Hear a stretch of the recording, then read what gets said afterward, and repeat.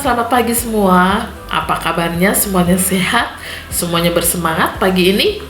Oke, kita akan kembali belajar firman Tuhan. Dan firman Tuhan pada pagi hari ini Ibu Ripka beri judul Daging dan Periuk, dari Yehezkiel pasal 11 ayat 1 sampai ayat 3. Ibu Ripka akan membacakan ya, Yehezkiel pasal 11 ayat 1 sampai 3. Lalu roh mengangkat aku dan membawa aku ke pintu gerbang timur rumah Tuhan, pintu yang menghadap ke sebelah timur.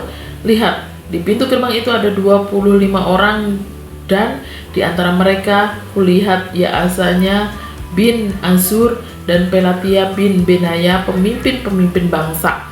Firman-Nya kepadaku, hai anak manusia, inilah orang-orang yang merancang kejahatan dan menaburkan nasihat jahat di kota ini, yang mengatakan, bukankah belum waktunya untuk membangun rumah? Kota ini periuk dan kita dagingnya. Nah, di bagian firman Tuhan ini Tuhan memperlihatkan kepada Nabi Yehezkiel, yaitu di sini tadi dikatakan ya, ada 25 orang pemimpin ya, dan diantaranya itu namanya di sini disebut ya, Yaazania bin Azur dan Pelatia bin Benaya. Mereka itu adalah pemimpin-pemimpin bangsa. Nah, mereka melakukan hal yang tidak benar di hadapan Tuhan. Mereka mempengaruhi warga Yerusalem untuk mengabaikan bahaya musuh dan membangun rumah-rumah baru karena mereka mengabaikan untuk membangun rumah-rumah baru karena mereka yakin bahwa mereka itu akan tetap aman di balik tembok. Nah, mereka tidak setia lagi kepada Tuhan. Mereka tidak taat kepada Tuhan. Mereka merasa aman dan Tuhan senang kepada mereka. Tuhan akan melindungi mereka. Tuhan akan menjagai mereka sehingga mereka tidak waspada dalam kehidupan mereka. Mereka menganggap dirinya sebagai daging pilihan dalam periuk Yerusalem. Sedangkan orang-orang buangan itu adalah tulang. Nah, itu ya kenapa Bu Ripka kasih judul Daging dan Periuk. Mereka menganggap dirinya itu sebagai daging pilihan dalam periuk. Mereka menganggap dirinya itu berharga di hadapan Tuhan.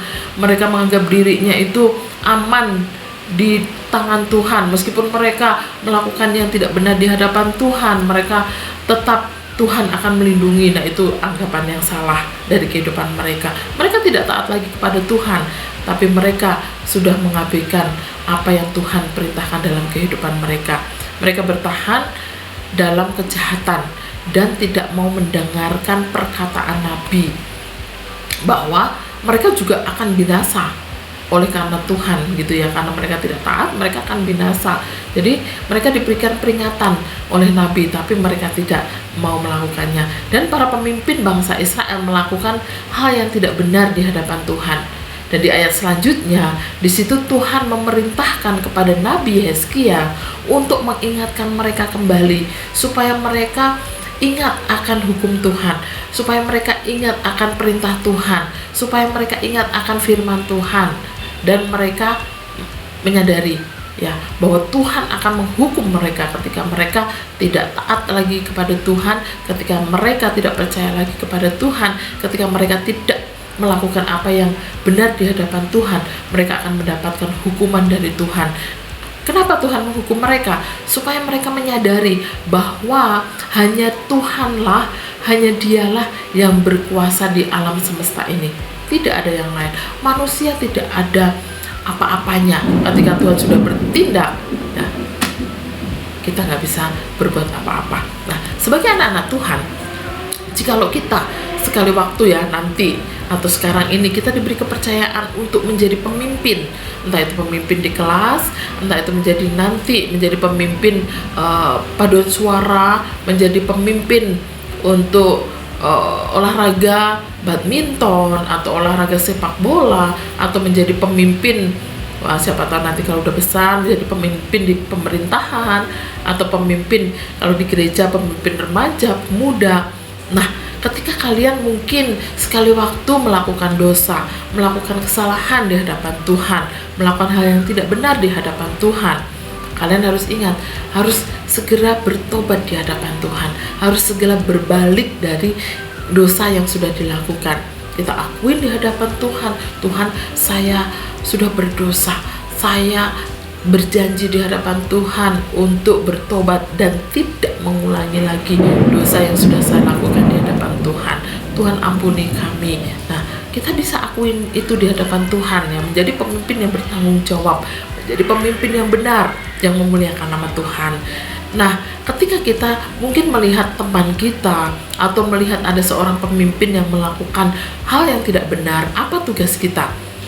Kita bisa berdoa kepada Tuhan, biarlah Tuhan yang memberikan hikmat kepada kita untuk dapat mengingatkan mereka supaya mereka tidak melakukan dosa, supaya mereka tidak melakukan kesalahan, supaya mereka kembali kepada jalan Tuhan. Karena itulah yang Tuhan inginkan di dalam kehidupan kita. Kita saling mengingatkan dan kita menjadi biji mata Tuhan yang memuliakan nama Tuhan. Ya, mari kita akan menjadi orang-orang pilihan Tuhan yang menjalankan kehidupan yang benar, yang menyenangkan dan memuliakan nama Tuhan. Amin. Yuk kita bersama berdoa.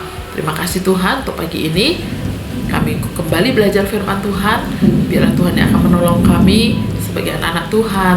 Tuhan mungkin sedang menyiapkan kami untuk menjadi pemimpin.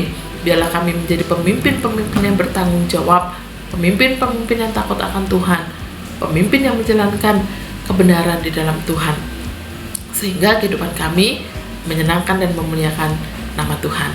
Terima kasih ya Tuhan. Kami menyerahkan aktivitas kami ke dalam pimpinan, kekuatan dan pertolongan Tuhan. Hanya di dalam nama Tuhan kami Yesus kami sudah berdoa. Amin. Selamat pagi, selamat beraktivitas. Tuhan Yesus memberkati kita semua.